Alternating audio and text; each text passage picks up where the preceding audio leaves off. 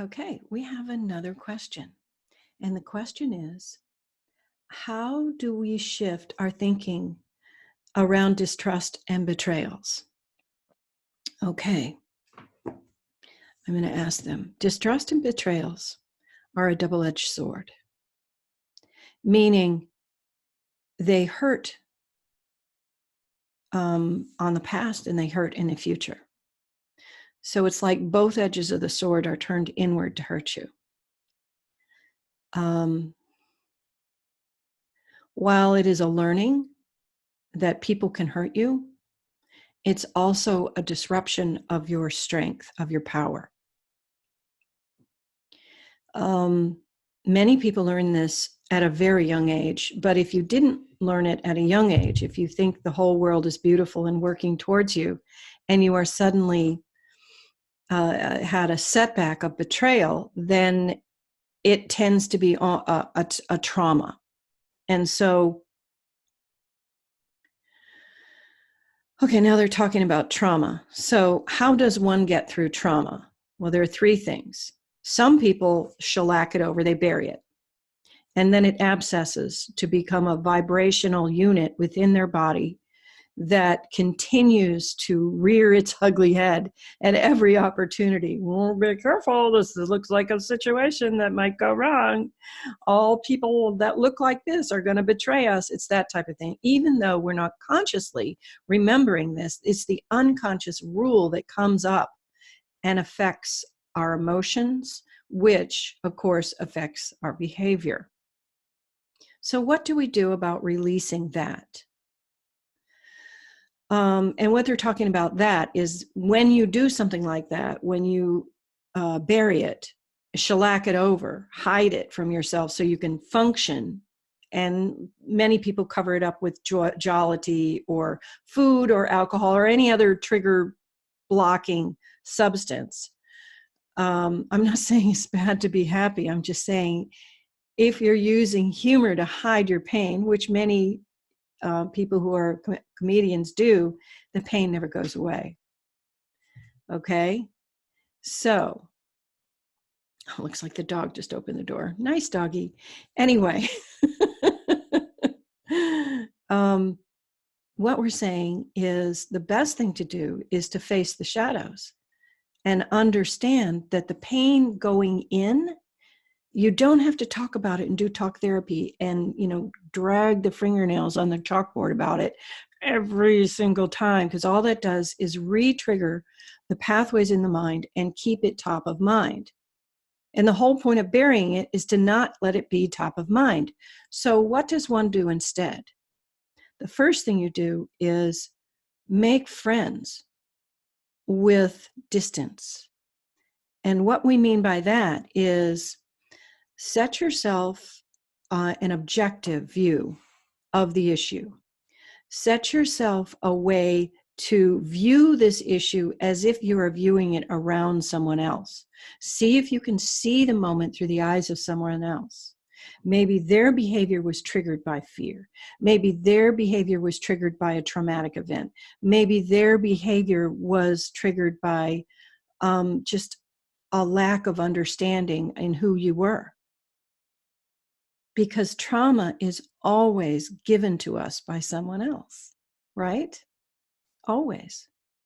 So when we can find compassion for the moment, not for the person, you don't have to have compassion for the person, although that does help.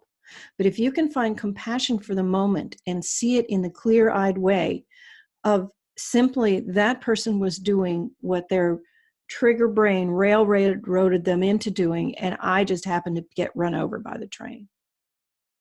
See what I mean? It was no fault of my own, because that's one of the things about betrayal. I should have known. I should have known. I should have seen it. Yes, recriminations don't help. So there's the next thing you can do. After you look at it clear-eyed, understand if there was a warning, if there was an indication. And it's not just in this particular situation. People who betray tend to betray their movements. Duplicitousness shows. So see if you can see the markers. Study that. Learn from it. Forewarned is forearmed. Now, I'm not saying it's simple, is what they're saying. What they're saying is forgive yourself first and then see if there's a way that you can learn from it. Because a lot of times with betrayal, you condemn yourself and you won't let it go. All right, now let's see. Is there anything else you want to talk about? Yes. The betrayal and distrust are often laid long and deep and low, meaning they're hardwired in, because it's easy to betray somebody who is guileless, who is innocent, who is not expecting it. And so one's first betrayal is often done to the innocent, to the trusting. And it's unfortunate, but it happens all the time. Humans are the cruelest animals around. They just are. And we don't understand why. So here are the steps if you have been betrayed at a young age. Find a way to not continue the perpetration of distrust and betrayal towards yourself. Check and see.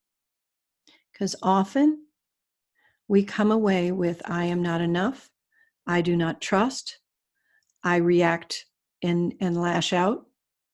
We come away with feelings of unsafeness.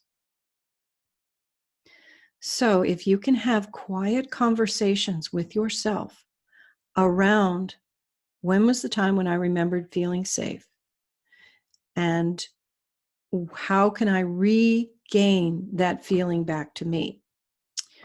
All right, they're saying that moment, the how can I regain that safe feeling back to me, does work best if you have a mirror partner. When you speak, they mirror back so you can actually hear what you're saying. When they speak, they allow you to see and hear. It's difficult to see your stuff yourself because you told yourself you wanted it hidden, is what they're talking about. So the bottom line is, they're saying, is find either a partner or a way to journal with yourself, or a way to distance yourself from the moment so you can look at it clear-eyed without the emotion, so you can see the truth of it, and then welcome those shadows back into your life. That is how you work around distrust and betrayal. Not all humans will betray you unless you vibrate at the level of betrayal. Then you are calling to you more people to betray you.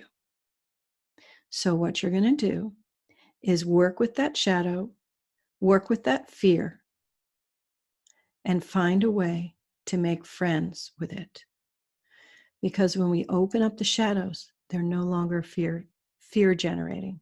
When we open up the dark places and become friends with them, then they're no longer fear generating. Please get help. Please get distance.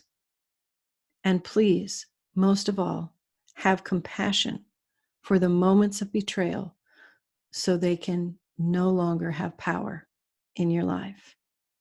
I hope this helps. Thank you so much. Bye-bye.